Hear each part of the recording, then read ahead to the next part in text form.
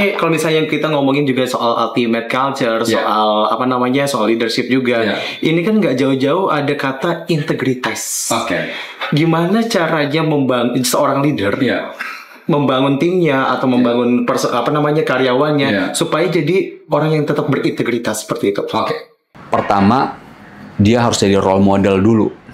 Leadership itu harus jadi contoh. Gitu. Dia harus jadi contoh. Dia walk the talk nggak? Kalau itu enggak, lainnya bubar. Ya, lainnya bubar. Mau sebagus apapun yang kita lakukan, kalau nggak walk the talk, apakah musnah sama sekali? Semua nggak juga. Ada yang bisa berhasil, tapi tidak akan bisa mendapatkan puncak. Gitu. Coba bayangkan, pemimpin grup mau mengajak orang naik ke puncak gunung, dianya aja nggak nyampe puncak. Apakah yang lainnya bisa sampai puncak? That's it. So you need to be at the top, showing that integrity. So people will follow you integrity. Kalau lihat negara ini, mau kita buat KPK, mau buat apapun instrumennya gitu. Saya bukan bilang soal presiden ya gitu ya. Tapi kalau tidak ada contoh, karena pemimpin di negeri ini nggak cuma presiden ya, gitu ya, gubernur, bupati, bahkan menurut saya itu anggota DPR pun adalah pemimpin. Itu. Jadi kalau tidak ada contoh, bahkan kita harus bilang sedih ya. Ada tagline Indonesia Gelap hari ini karena kita dipertontonkan dengan semua korupsi mungkin hampir di segala bidang.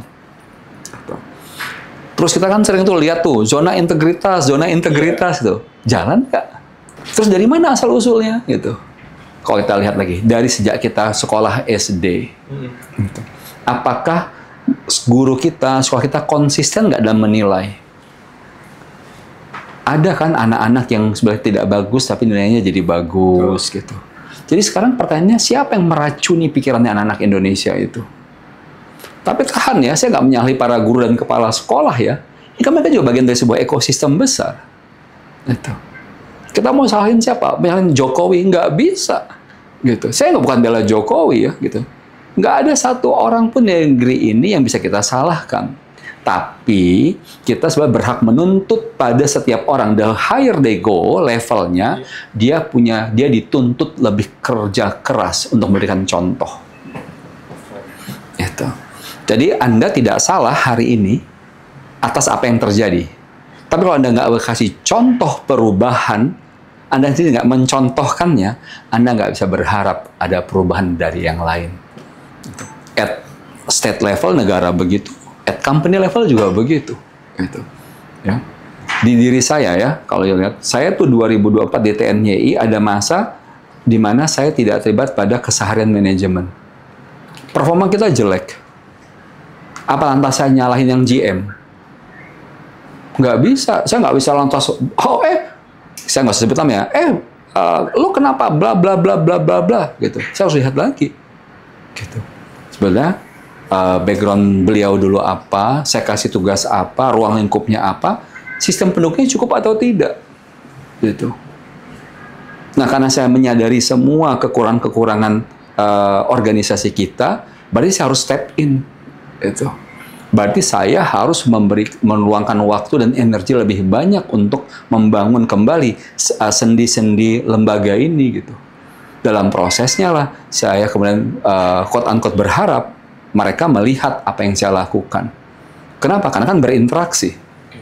Ya. Meskipun dalam proses interaksi itu mereka bisa juga nggak menerima, ini kok Pak Zul banyak maunya misalkan. Kan kamu juga suka komplain gitu. Ya nggak apa-apa. Loh, saya bilang sama orang-orang, kalau seorang leader masuk kepada sebuah tempat, lantas semua orang menyambutnya dengan gegap gempita, dia bukan leader. Nggak bisa. If you are a leader, when you step in any organization, harus ada perlawanan. Harus ada yang nggak suka. Karena leader itu harus ada change. Dan change yang paling berat adalah change mindset. Dari malas belajar harus belajar. Berpikiran tertutup, terbuka. Itu kan semua proses yang perubahan yang tidak mudah. Jadi kalau you mengklaim sebagai leader, lantas orang semua tepuk tangan dan menyambut gembira, itu bukan leader, itu entertainer namanya. You entertain people. But if you want to become a leader, you need to make changes.